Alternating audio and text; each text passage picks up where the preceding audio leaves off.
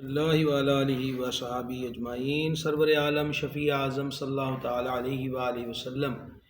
کہ ارشاد پاک کا مفہوم ہے جو روزانہ 50 مرتبہ درود شریف پڑھے ہم انشاءاللہ قیامت کے دن اس کے ساتھ مصافحہ فرمائیں گے۔ 50 مرتبہ درود شریف پڑھنے کا معمول کم از کم ہم سب کو بنانا چاہیے تاکہ روز قیامت یہ عظیم سعادت حاصل ہو۔ اب بھی ہم سب مل کر بارگاہ میں ہدیہ اصلاۃ والسلام پیش کریں۔ الصلاۃ والسلام علیکہ یا سیدی یا رسول اللہ وعلی آلک و صحابک یا سیدی یا حبیب اللہ۔ احباب گرامی قدر، سلسلہ علم و ادب کی آج دوسری نشست ہے۔ للہ الحمد کے رمضان المبارک کی رحمتوں کے 10 دن کا سلسلہ جاری ہے۔ آج للہ الحمد دوسرے روزے کی تراویح ادا ہو چکی۔ اللہ تبارک و تعالی اسے قبول فرمائے۔ صوفیہ کی زبان میں ماہ رمضان شریف کو نیکیوں کا سیزن کہا جاتا ہے۔ آج ہمارا عنوان بھی رمضان شریف کو کیسے گزارے ہیں۔ ظاہری بات ہے کہ سب سے پہلے تو حضور سرور عالم شفیع اعظم صلی اللہ تعالیٰ علیہ وآلہ وسلم کے مبارک معمولات شریفہ پیش نظر ہونا چاہیے۔ احادیث مبارکہ میں ہمیں یہ مضامین ملتے ہیں۔ نمبر 1 کہ حضور سید العالمین صلی اللہ تعالیٰ علیہ وآلہ وسلم ماہ رمضان المبارک میں مزید عبادت کے معاملے میں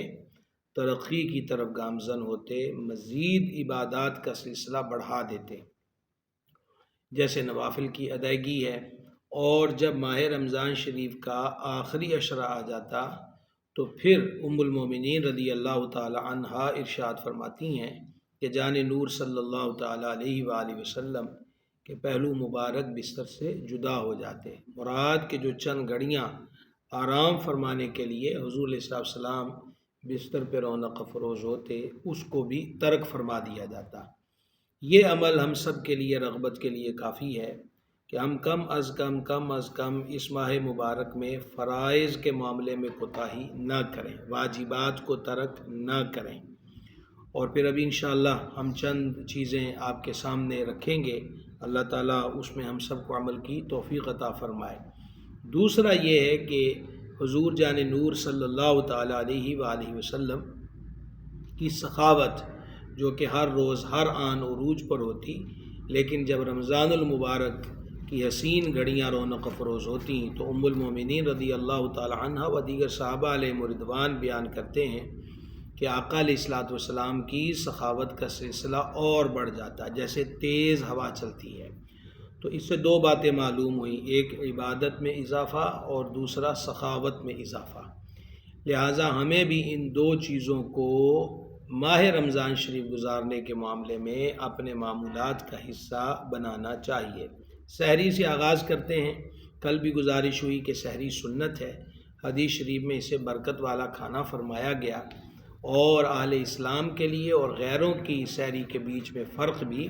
سحری جیسا مبارک عمل ہے۔ جان بوجھ کر سحری کو ترک نہیں کرنا چاہیے کہ ایک عظیم سنت سے معروبی ہے۔ دوسری چیز کہ ہمارے پاس رمضان کیسے گزارے میں سحری سے ہی نیک امور کا شیڈول اور جدول جو ہے اس کا آغاز ہو سکتا ہے، اور وہ بصورت تہجد ہے کہ تہجد کی نماز کی کم از کم 2 رکعتیں وہ ہم ادا کر لیں جب سحری کے لیے بیدار ہوتے ہیں۔ کل بھی گزارش کی تھی کہ نماز عشاء کے فرائض پڑے ہوئے ہوں، فرض پڑے ہوئے ہوں،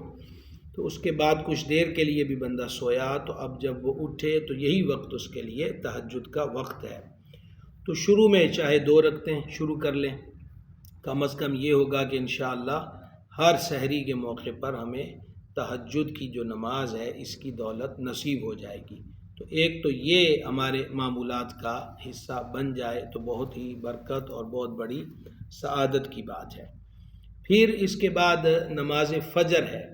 نماز فجر میں جب ہم سنتیں پڑھ لیں تو سنتوں اور فرضوں کے درمیان ہمارے پاس وقت موجود ہے۔ آپ کو آج ایک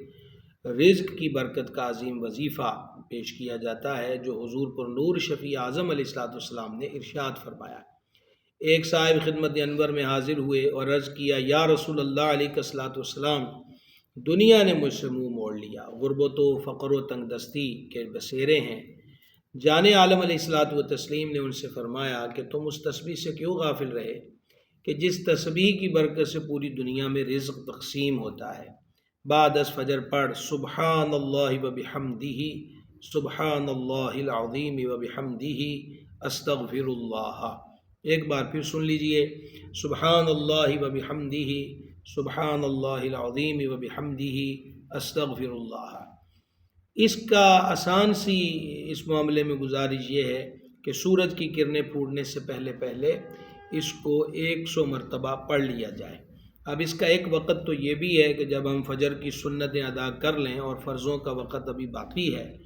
تو سنتوں اور فرض کی جماعت کے درمیان میں اس تسبیح کو پڑھ لیا جائے۔ ابھی آدھی پڑھی ہے کہ جماعت کھڑی ہوگی تو جماعت میں شریک ہو، اور جو باقی بچ گئے جتنی تعداد تو وہ نماز فرض ادا کرنے کے بعد اس تسبیح کو پورا کر لیا جائے، یا اگر تھوڑا ٹائم تھا سنتیں پڑھی اور ساتھ ہی جماعت کھڑی ہوگی تو جماعت میں شریک ہو اور نماز فجر کے بعد اس کو 100 مرتبہ پڑھ لے، سبحان اللہ و بحمدہ، سبحان اللہ العظیم و بحمدہ، استغفر اللہ۔ راوی بیان کرتے ہیں کہ تھوڑے دنوں کے بعد وہی صاحب جو فقر و تنگ دستی کی شکایت لے کر بارگاہ میں حاضر ہوئے تھے، وہ عرض گزار ہوئے کہ اب دنیا اتنی آ گئی ہے کہ سمجھ میں نہیں آتا کہ اسے کہاں پہ رکھوں۔ تو یہ رزق میں برکت کا حسین نسخہ ہے۔ ہمارے ہاں عموماً عام دنوں میں بھی لوگ نماز فجر میں سوئے رہتے ہیں، ساری رات فضول کاموں میں رہے اور فجر میں سو گئے، اور پھر گلے شکوے یہ ہوتے ہیں کہ رزق کی کمی ہے۔ نماز فجر پڑھی جائے اور اس کے بعد اس وظیفے کو اپنی زندگیوں کا حصہ رکھا جائے، انشاءاللہ عز و جل جو سید عالم علیہ السلام نے فرمایا ہے اس کے مطابق رزق بھی حاصل ہوگا اور رزق میں برکت بھی حاصل ہوگی۔ اس کے بعد ہمارے پاس وقت ہے تلاوت قرآن کا۔ یہ آخر میں تلاوت قرآن کے بارے میں مزید انشاءاللہ فضائل عرض کرتے ہیں۔ تلاوت قرآن کا نماز فجر کے بعد ہمارے پاس وقت موجود ہے۔ بائیں صورت موجود ہے کہ ہم نے اشراق چاش کو پڑھنا ہے۔ بعض لوگوں کے پاس وقت تھوڑا ہے، وہ ساری رات جاگے ہوں، انہوں نے آرام کرنا ہے، تو یہ ایک الگ سلسلہ ہے۔ وگرنہ نماز فجر ادا کرنے کے بعد تلاوت قرآن کرتے رہنا یہاں تک کہ اشراق چاش کا وقت آ جائے، یہ ایک اور سعادت اور عظمت کی بات ہے۔ جہاں تک تعلق ہے قرآن کریم کی تلاوت کا، تو اس بارے میں ایک روایت سماعت کیجیے گا۔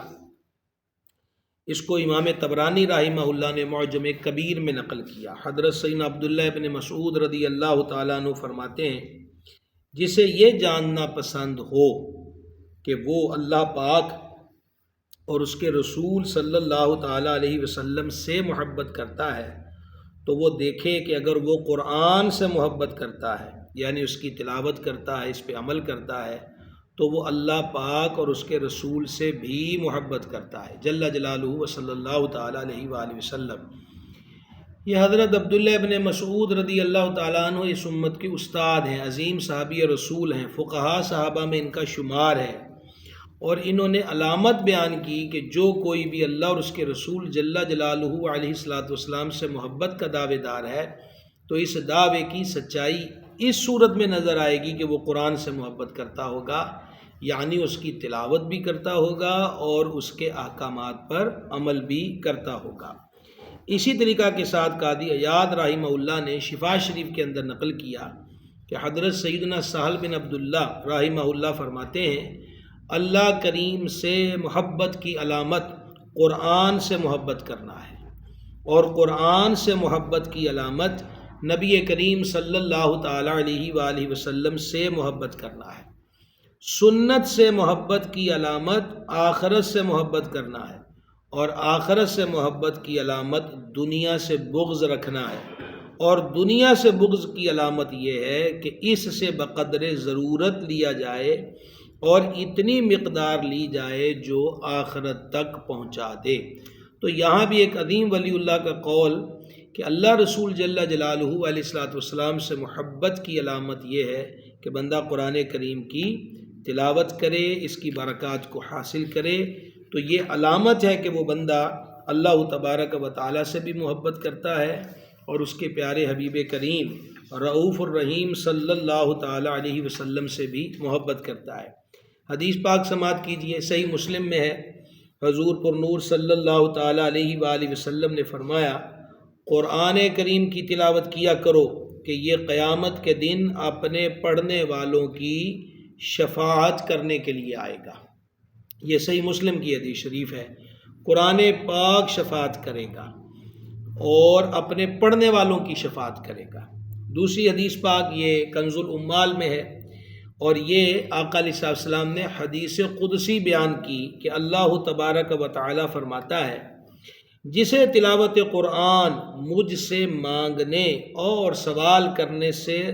مشغول رکھے، یعنی روک دے، میں اسے شکر گزاروں کے ثواب سے افضل عطا فرماؤں گا۔ یعنی ایک بندہ انہماک سے تلاوت کر رہا ہے یہاں تک کہ اسے یہ بھی یاد نہیں رہا اب کہ میں نے رب سے دعائیں بھی مانگنی تھی، وہ شوق و ذوق سے تلاوت کر رہا ہے، تو فرمایا اگر وہ یوں کر رہا ہے تو اللہ تعالیٰ تو اس کی حاجتوں کو جانتا ہے، اور اللہ تعالیٰ اسے شکر گزاروں کے ثواب سے بھی افضل ثواب عطا فرماتا ہے۔ امام بہقی شافعی نے شعب الایمان میں اس حدیث کو نقل کیا۔ آیا نبی کریم رؤوف الرحیم صلی اللہ تعالیٰ علیہ وآلہ وسلم نے 3 قسم کے لوگ بروز قیامت سیاہ کستوری کے ٹیلوں پر ہوں گے، انہیں کسی قسم کی گھبراہٹ نہ ہوگی، نہ ان سے حساب لیا جائے گا یہاں تک کہ لوگ حساب سے فارغ ہوں۔ ان میں سے ایک وہ شخص ہے، یعنی جن لوگوں کو یہ سعادت ملے گی ان میں سے ایک ایسا شخص ہے جس نے اللہ تبارک و تعالیٰ کی رضا کے لیے قرآن کریم کی تلاوت کی اور لوگوں کی امامت کی جب کہ وہ اس سے خوش ہوں۔ تو اس سے معلوم ہوا کہ جن لوگوں کا حساب نہیں لیا جائے گا اس میں ایک طبقہ قرآن پاک کی تلاوت کرنے والا پلس امامت کرنے والا، جو اللہ رسول کی رضا کے لیے امامت کرتا ہے اور لوگ اس کی امامت اور اس کے اس انداز سے خوش ہیں، تو فرمایا گیا کہ یہ بھی اس طبقے میں شامل ہے کہ جن سے حساب نہیں لیا جائے گا۔ تو لہذا یہ اور سعادت کی بات ہوئی۔ ایک حدیث پاک اور سن لیجئے، یہ سنن ابن ماجہ میں ہے۔ نبی پاک صلی اللہ تعالی علیہ وآلہ وسلم نے ارشاد فرمایا، قرآن پاک کی تلاوت کرنے والے، حدیث میں ان کو فرمایا اہل قرآن، قرآن کی تلاوت کرنے والے اور قرآنی احکام پہ عمل کرنے والے اللہ والے اور اس کے خاص لوگ ہیں۔ عموماً ہم کہتے ہیں جی کو اللہ والا ڈھونڈنا ہے، تو حدیث شریف میں اللہ والے ان کو فرمایا گیا جو اہل قرآن ہیں، اور اہل قرآن کی تعریف کیا ہے کہ وہ قرآن پاک کی تلاوت کرتے ہیں اور قرآن کریم کے احکامات پر عمل کرتے ہیں، جس چیز سے روکا اس سے رکتے ہیں، اور جو کرنے کا فرمایا گیا ہے اس کو اختیار کرتے ہیں۔ قرآن کریم کی تلاوت سے دنیا اور آخرت کی برکات حاصل ہوتی ہیں۔ قرآن کریم کی برکت سے بدن کی جو صحت ہے، شفا ہے، وہ حاصل ہوتی ہے۔ دیکھیے قرآن پاک 11واں پارہ سورہ یونس میں فرمایا وَشِفَاءٌ لِمَا فِي الصُّدُورِ، کہ یہ جو قرآن ہے اس میں دلوں کی صحت ہے۔ اور اللہ تبارک و تعالیٰ نے 15واں پارہ سورہ بنی اسرائیل میں فرمایا وَنُنَزِّلُ مِنَ الْقُرْآنِ مَا هُوَ شِفَاءٌ وَرَحْمَةٌ، ہم نے قرآن اتارا، ہم قرآن اتارتے ہیں وہ چیز جو ایمان والوں کے لیے شفا ہے، وَرَحْمَةٌ لِّلْمُؤْمِنِينَ، اور ایمان والوں کے لیے رحمت ہے، دلوں کی دوا بھی ہے اور اس میں شفا بھی ہے۔ ایک روایت اس بارے میں سماعت کیجئے گا کہ ایک صاحب نبی کریم صلی اللہ تعالی علیہ وآلہ وسلم کی بارگاہ میں حاضر ہوئے اور حلق کے درد کی شکایت کی کہ حضور میرے حلق میں درد ہے، تو نبی پاک صلی اللہ تعالی علیہ وسلم نے فرمایا قرآن پڑھنا اختیار کرو، یعنی قرآن کی تلاوت کرو، اس سے شفا حاصل ہوگی۔ یہ حدیث پاک امام بہقی رحمہ اللہ نے شعب الایمان کے اندر نقل کی۔ اسی طرح حدیث شریف میں امام سیوطی نے در منصور میں اس کو نقل کیا کہ ایک صاحب نبی کریم علیہ السلام کی بارگاہ میں حاضر ہوئے اور عرض کی میرے سینے میں تکلیف ہے، تو نبی پاک علیہ السلام نے فرمایا قرآن پڑھو، اور پھر آقا علیہ السلام نے یہی سورہ یونس کی آیت نمبر 57 کو تلاوت کیا وَشِفَاءٌ لِمَا فِي الصُّدُورِ، اور دلوں کی صحت یعنی قرآن پاک میں۔ تو آپ نے غور فرمایا کہ حلق میں درد ہو یا دل کا معاملہ ہو، آقا علیہ السلام نے اس کی شفا کا جو حصول ہے وہ قرآن پاک کی تلاوت کو قرار دیا۔ تو اللہ تعالی ہمیں یہ دولت اور یہ نعمت اور یہ سعادت بھی نصیب فرمائے کہ ہم قرآن پاک کی تلاوت کرنے والے بن جائیں۔ تو لہذا فجر کی نماز کے بعد اللہ کریم توفیق دے تو اشراق چاش تک جو ہے وہ مصروف رہا جائے یہ تلاوت قرآن میں، اور پھر اس کے بعد اشراق چاش کے جو نوافل ہیں ان کو ادا کر لیا جائے، یہ اگلا شیڈول ہے۔ یہ حدیث پاک ترمذی میں ہے، حضرت سیدنا انس رضی اللہ تعالیٰ عنہ روایت کرتے ہیں کہ نبی مکرم شفیع اعظم صلی اللہ تعالیٰ علیہ وآلہ وسلم نے فرمایا، جو فجر کی نماز جماعت سے پڑھ کر ذکر خدا کرتا رہا یہاں تک کہ آفتاب بلند ہو گیا، پھر 2 رکعتیں پڑھیں تو اسے پورے حج اور عمرے کا ثواب ملے گا۔ تو یہ رمضان شریف میں اجر اور زیادہ بڑھ جاتا ہے۔ رمضان شریف میں نفلوں کا ثواب فرضوں کے برابر اور فرضوں کا ثواب 70 گنا تک بڑھا دیا جاتا ہے۔ تو آپ نے غور کیا کہ یہ نماز اشراق پڑھنے کی اس قدر فضیلت اور اس قدر سعادت کی بات ہے۔ اسی طریقہ سے ایک اور حدیث شریف سماعت کیجئے، حضرت سیدنا ابو ذر رضی اللہ تعالی عنہ سے روایت ہے، اور یہ صحیح مسلم میں حدیث ہے کہ نبی مکرم صلی اللہ تعالی علیہ وآلہ وسلم نے ارشاد فرمایا، آدمی پر اس کے ہر جوڑ کے بدلے میں صدقہ ہے، یعنی 360 جوڑ ہیں انسان کے وجود کے اندر، اور اس کے ہر جوڑ کے لیے ایک صدقہ ہے۔ تو فرمایا ہر تسبیح صدقہ ہے، ہر حمد صدقہ ہے، اور لا الہ الا اللہ محمد رسول اللہ یہ کہنا صدقہ ہے، اور اللہ اکبر کہنا صدقہ ہے، اچھی بات کا حکم کرنا صدقہ ہے، بری بات سے منع کرنا صدقہ ہے، اور ان سب کی طرف سے 2 رکعتیں چاشت کی کفایت کرتی ہیں۔ سبحان اللہ الکریم۔ تو یہ رمضان شریف میں ہمارے پاس بہترین موقع ہے۔ ایک حدیث شریف اور سن لیں، ترمذی میں ہے، حضرت سیدنا ابو درداء و سیدنا ابو ذر رضی اللہ تعالیٰ عنہما و دیگر صحابہ سے یہ حدیث مروی ہے کہ سید العالمین صلی اللہ تعالیٰ علیہ وآلہ وسلم نے فرمایا کہ اللہ جل مجدہ الکریم فرماتا ہے، اے ابن آدم، شروع دن میں میرے لیے 4 رکعتیں پڑھ لے، آخر دن تک میں تیری کفایت فرماؤں گا۔ حکیم الامت مفتی احمد یارخان نعیمی علیہ رحمت فرماتے ہیں یہ اس کی کریمی ہے کہ گویا فرمایا گیا وہ اشراق چاش کی نیت سے 2 رکعتیں، یہ 4 رکعتیں پڑھ لے۔ ابتدا وہ یوں کرے، اس بندے نے اپنی حیثیت کے مطابق یہ رکعتیں پڑھیں، اللہ تعالیٰ فرماتا باقی کاموں میں کفایت میں کروں گا، اور جس کی کفایت اللہ تبارک، جس کو رب کفایت کرے اس کو اور کسی کی ضرورت نہیں رہتی۔ ایک حدیث شریف اور سن لیں، امام طبرانی رحمہ اللہ نے اس کو روایت کیا، سیدنا ابو درداء رضی اللہ تعالی عنہ راوی ہیں کہ جان عالم صلی اللہ تعالی علیہ وآلہ وسلم نے فرمایا، جس نے 2 رکعتیں چاشت کی پڑھیں غافلین میں نہیں لکھا جائے گا، اور جو 4 پڑھے عابدین میں لکھا جائے گا، اور جو 6 رکعتیں پڑھے اس دن اس کی کفایت کی گئی، اور جو 8 پڑھے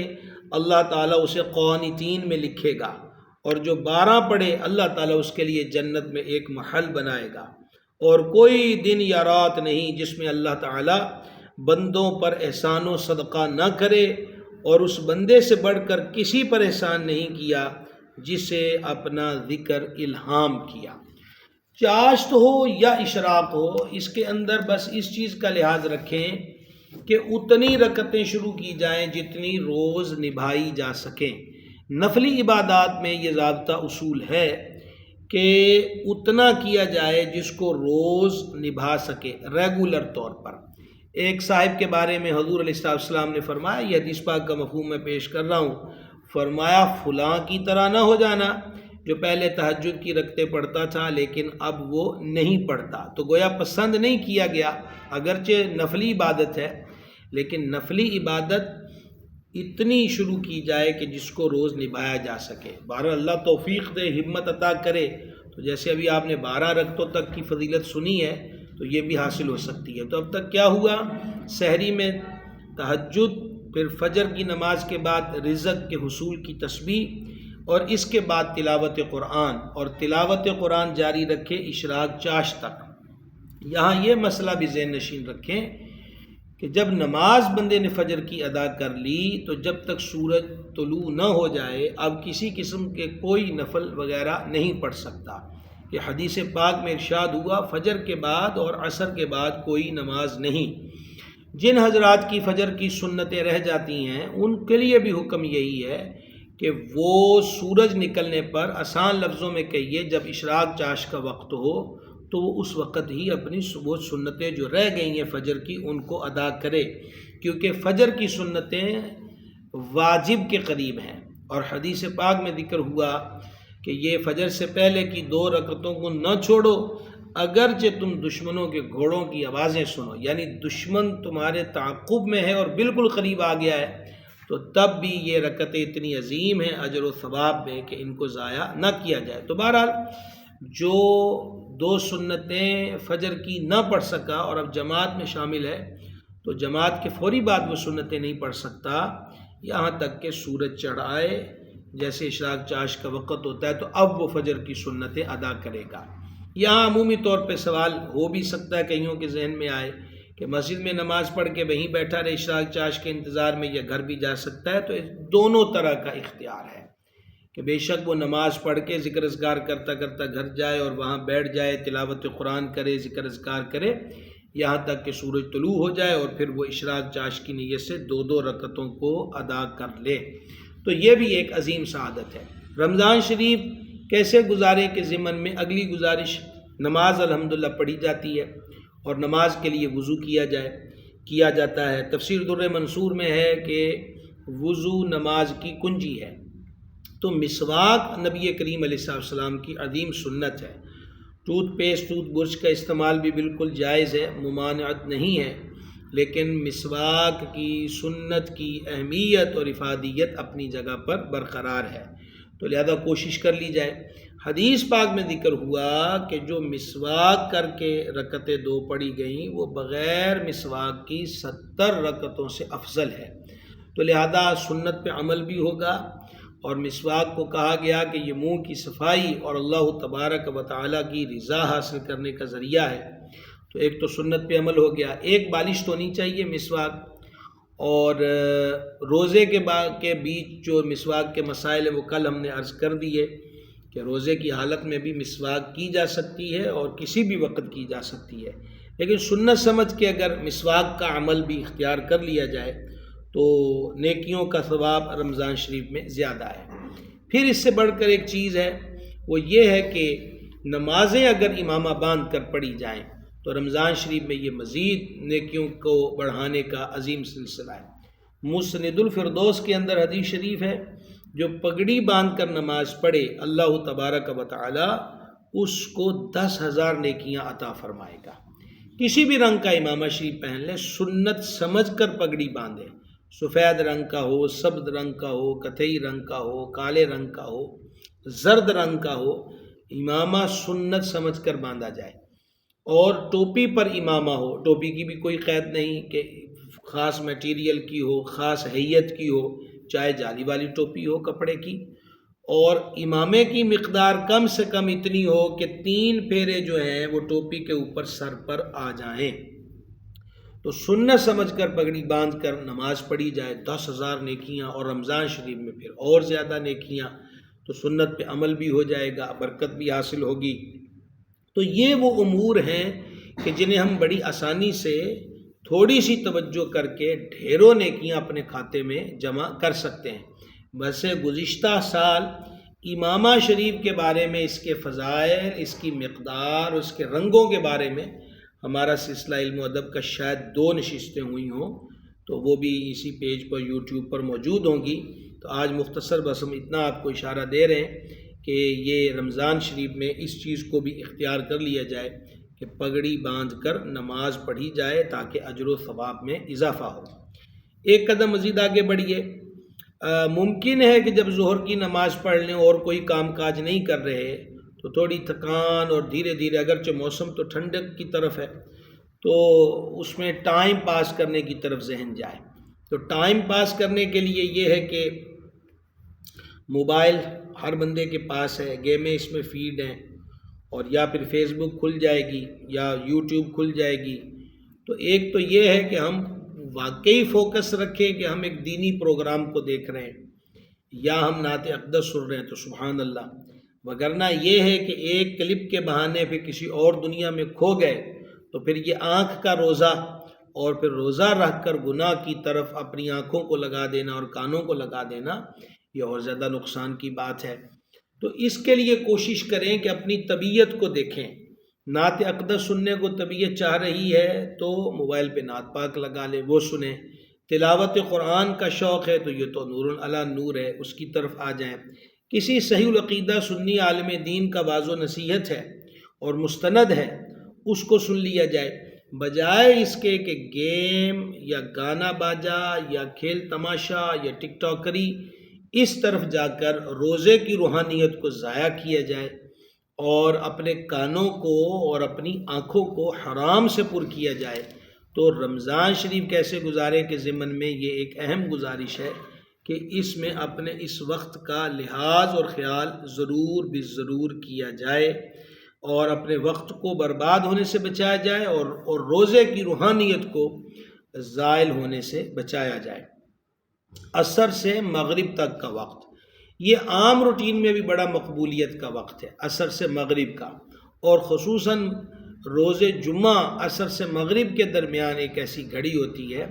کہ جس میں حدیث پاک میں مضمون ہے کہ دعائیں قبول ہوتی ہیں۔ تو لہٰذا عصر تا مغرب عموماً مشائخ کرام ذکر اذکار میں گزارتے تھے۔ ہم نے اپنے مرشد کریم حضور سیدی و سندی آقائے نعمت پیر محمد عبدالرشید قادری رضوی قدس سرہ العزیز کو دیکھا کہ عصر کے بعد آپ طلباء کو آیت الکرسی، سورہ فاتحہ، اذان و دیگر ایسی چیزوں کا دور کرواتے اور اس کے بعد آپ ذکر اذکار میں مصروف ہوتے، اور کوئی بات کہنا ہوتی تو اکثر اشارے سے فرماتے تھے۔ یہ ہم نے الحمدللہ خود آپ کی بارگاہ میں کئی مرتبہ اس معاملے کو دیکھا، اور اسی سے بعض لوگوں کو تھوڑی غلط فہمی ہو گئی اور عوام میں یہ ہو گیا کہ عصر سے مغرب تک روزہ ہوتا ہے۔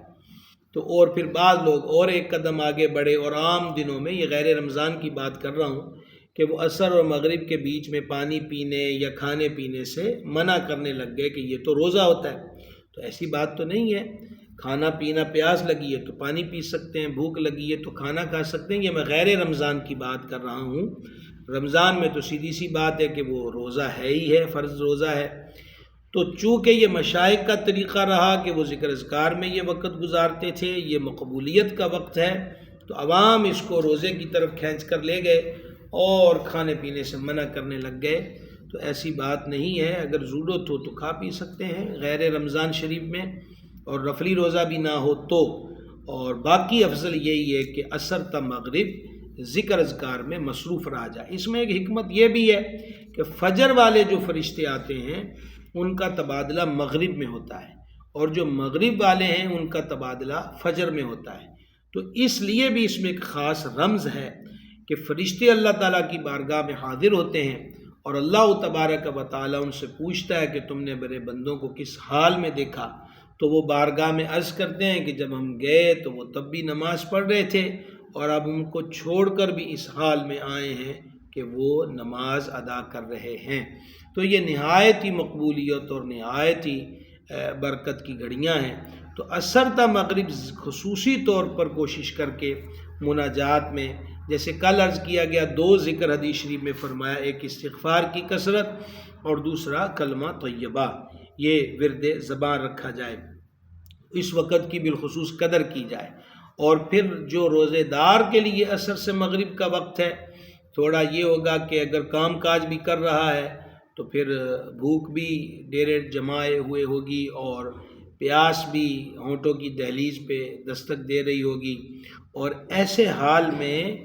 وہ بندہ مزید اللہ تعالیٰ کے حضور مناجات کرے تو یہ کیفیت اس دربار میں پسندیدہ ہے۔ جیسا کہ حدیث پاک میں ارشاد ہوا کہ افطار کے وقت روزہ دار کے منہ کی بو اللہ تبارک و تعالیٰ کے ہاں کستوری سے زیادہ پسندیدہ ہے، اور اس کا لحاظ اور قدر کی جائے۔ پھر یہ ہے کہ اب افطاری کر لی ہے تو نماز جماعت سے پڑھی جائے، مغرب کی جماعت کو فوت ہونے سے بچایا جائے اور جماعت میں شرکت کی جائے۔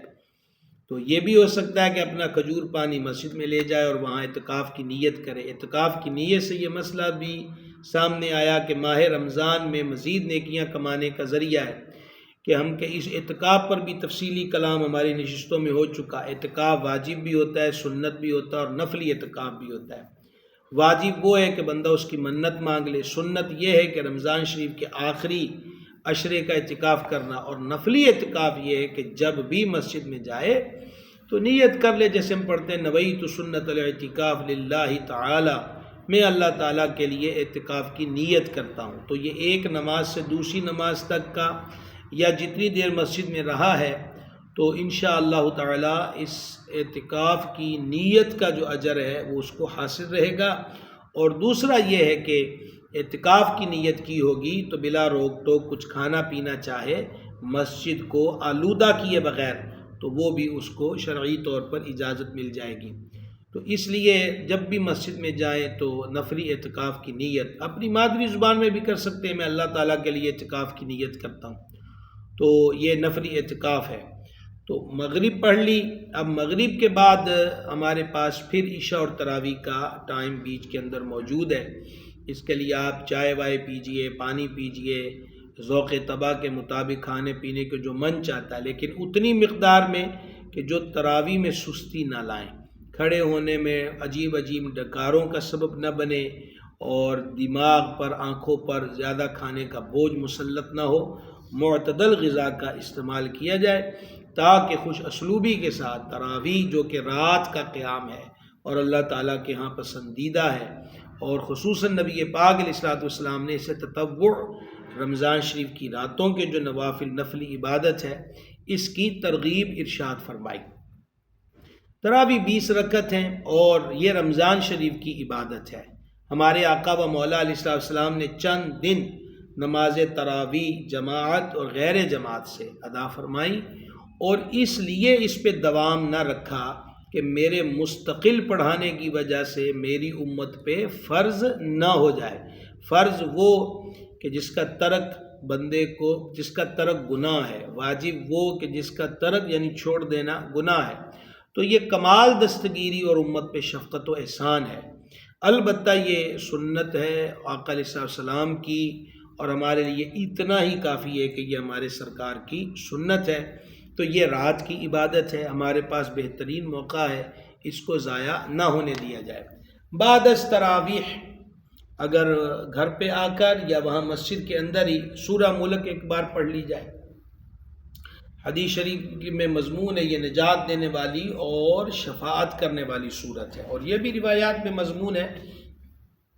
کہ سورہ ملک پڑھنے والا جب قبر میں جائے گا اگر دیگر گناہوں کی وجہ سے عذاب آنے لگا تو سورہ ملک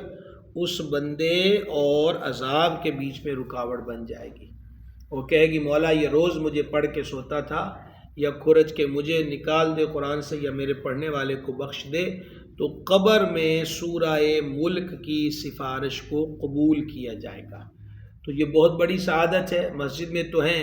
موبائلوں میں ڈاؤن لوڈ کر لی جائے سورہ ملک، اس کو دیکھ کر پڑھ لیا جائے، چند منٹ لگیں گے، 30 آیات مبارکہ ہیں، اور مشائخ کرام فرماتے ہیں جب نیا مہینہ آئے تو سورہ ملک پڑھ لینی چاہیے کہ یہ 30 آیتیں پورے مہینے، وہ 30 دنوں کے لیے، پورے مہینے کے لیے بندے کو کفایت کریں گی۔ تو یہ چند معمولات میں نے آپ کی خدمت میں عرض کی ہے۔ شروع میں جو ایک حدیث شریف ذکر ہوئی کہ آقا و مولا صلی اللہ تعالی علیہ وآلہ وسلم کی سخاوت ماہ رمضان شریف میں تیز ہوا کی طرح ہوتی۔ آج کے دور میں غربت و مہنگائی و بے روزگاری نے ڈیرے جمائے ہوئے ہیں۔ ہم یہ دیکھتے ہیں ایک وہ طبقہ ہے کہ جنہوں نے مانگنا اور جمع کرنا اپنا کام بنایا ہوا ہے، اور ایک سفید پوش طبقہ ہے جس کی آمدن محدود ہے، گھر کے اندر اسے پریشانیوں کا سامنا ہے، لیکن اس کا ضمیر اجازت نہیں دیتا کہ وہ کسی کے دروازے پر جا کر دستک دے۔ ایسے لوگوں کے لیے خود سہارا بنا جائے۔ ماہ رمضان شریف کو غمخواری کا مہینہ فرمایا گیا، جیسا کہ میں نے کل بھی آپ کی خدمت میں عرض کیا۔ تو اولین ترجیح، مثلا آپ فطرانہ دینا چاہتے ہیں تو وہ عید والے دن اگر مثلا آپ نے 2 رمضان کو بھی دے دیا تو فطرانہ تو ادا ہو گیا۔ تو اپنے عزیز رشتہ داروں کو دیکھیں جن کو فطرانہ دیا جا سکتا ہے، تو آپ ان کو عید کہہ کر یا سحری افطاری کا تحفہ کہہ کر بھی دے سکتے ہیں۔ اسی طرح زکوٰۃ ہے، انتظار کس چیز کا؟ تو کسی کے گھر میں راشن چلا جائے گا، چیزیں چلی جائیں گی تو بڑی برکت والی بات ہے۔ تو زکوٰۃ اور فطرانہ اگر آپ دینا چاہتے ہیں اپنے عزیز رشتہ دار یا پڑوسی کو، اور اس کے لیے جو شرائط ہیں کہ کس کو دے سکتے ہیں، اس پر بھی ہمارے زکوٰۃ کس کو دی جا سکتی ہے، اس عنوان پر بھی ہماری، چونکہ یہ اس دفعہ 5واں سال ہے الحمدللہ ماہ رمضان شریف میں ہمارے سلسلہ علم و ادب کو، تو کثیر موضوعات پر گفتگو ہو چکی۔ تو اب اگلا بندہ آپ کو فطرانے کے نام پر، زکوٰۃ کے نام پر وہ لیتے ہوئے عار محسوس کرے گا۔ تو ہمیں پردہ پوشی کی تعلیم دی گئی ہے، تو آپ عیدی کہہ کر، تحفہ کہہ کر بھی دے سکتے ہیں، بس یہ چیزیں یاد رکھیں۔ نمبر 1، آپ کی نیت زکوٰۃ اور فطرانے کی ہو۔ نمبر 2، جس کو دے رہے ہیں وہ زکوٰۃ کا مستحق ہو، اس کو شرعاً زکوٰۃ و فطرانہ دینے کی اجازت ہو۔ بس آپ نے نیت کر لی، وہ اس کا مستحق ہے،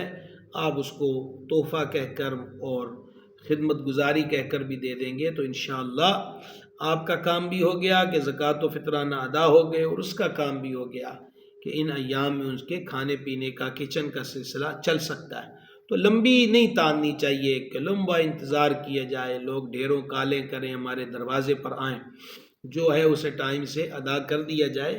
آخر رمضان شریف کا انتظار بھی نہ کیا جائے۔ خصوصاً ہمارے وہ بھائی جو یورپ میں ہیں اور دیگر ایسے ممالک میں ہیں اور ہمیں سن رہے ہیں یا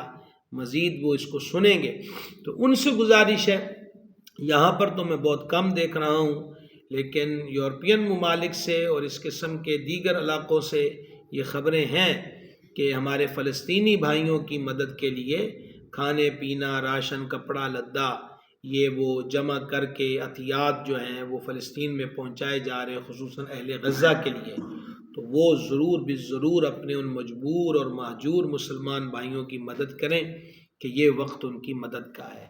ہم ان کے لیے حصار نہ بنا سکے، سپر نہ بن سکے، انہیں یہود کے ظلم و جور و جفا سے بچا نہ سکے کہ وہ غزہ، فلسطین اجڑ گیا، غزہ اور ایک قبرستان کی علامت بن گیا، اور کیا کیا عرض کیا جائے۔ اللہ ہمارے ان بھائیوں کے حالوں پہ رحم فرمائے۔ تو جو ایسی جگہوں پہ رہتے ہیں اور آپ کے قریب سے مستند لوگ جا رہے ہیں جو ان کی ہیلپ کرتے ہیں، تو وہ بھی وقت سے ان کی مدد کریں تاکہ انہیں کھانا وقت پہ نصیب ہو، اور جو موسمی تغیر ہے ان سے بھی ان کی بچت ہو سکے۔ تو لہٰذا ایک تو سخاوت کا یہ ہے۔ دوسرا یہ بھی ہو سکتا ہے آپ گھر میں، گلی محلے میں آج کوئی چیز اپنے گھر میں پکائی ہے اور آپ کے آزو بازو میں ایسے افراد بھی رہتے ہیں کہ جو آپ کی طرح بہترین کھانا، سالن، چاول، پکوڑے، سموسے اور چاٹ وغیرہ نہیں بنا سکتے، ان کے پاس ان کی جیب اجازت نہیں دیتی، تو آپ ایسا بھی تو کر سکتے ہیں کہ مطلب روزانہ کی بنیاد پر، وگرنہ ہر دوسرے تیسرے روز کہ تھوڑا سا سامان کتنا زیادہ بن جائے گا، 1-2 بندے کی نیت کر کے تھوڑا سا بڑھا لیں، اور 1-2 پلیٹیں جو ہیں وہ بے شک ایک گھر میں بھیج دیں جو ایسے ضرورت مند ہیں، ان کو محبت سے بھیجیں، نفس عزت کا خیال کرتے ہوئے بھیجیں۔ اس وقت انداتا شو ہونے کی ضرورت نہیں ہے، ہم سب کا مالک تو اللہ تعالیٰ ہے جو ہم جیسے نکموں کو پال رہا ہے، مہربانی فرما رہا ہے۔ تو اس لیے سحریوں افطاریوں میں یا نقدی کی صورت میں یا راشن کی صورت میں، اور تیسرا یہ ہے کہ جو گھر میں پکا ہے اس میں سے کچھ حصہ اپنے آزو بازو میں رہنے والوں کو بھیج دیں۔ یہ بھی رمضان شریف کیسے گزارے کا حصہ ہے کہ ہم نے ذکر اذکار بھی کیا، نوافل بھی پڑھے، تلاوت قرآن بھی کی، ذکر و تسبیحات بھی کیے، اور اس کے ساتھ ساتھ ہم لوگوں کے لیے خیر خواہی کا ذریعہ بن جائیں، ان کی معاونت کریں، ان کی ہیلپ کریں، ان کی مدد کریں۔ اللہ تبارک و تعالی اپنے حبیب پاک صلی اللہ تعالیٰ علیہ وسلم کے طفیل جو باتیں ذکر ہوئی ہیں یاد رکھ کے عمل کی توفیق عطا فرمائے۔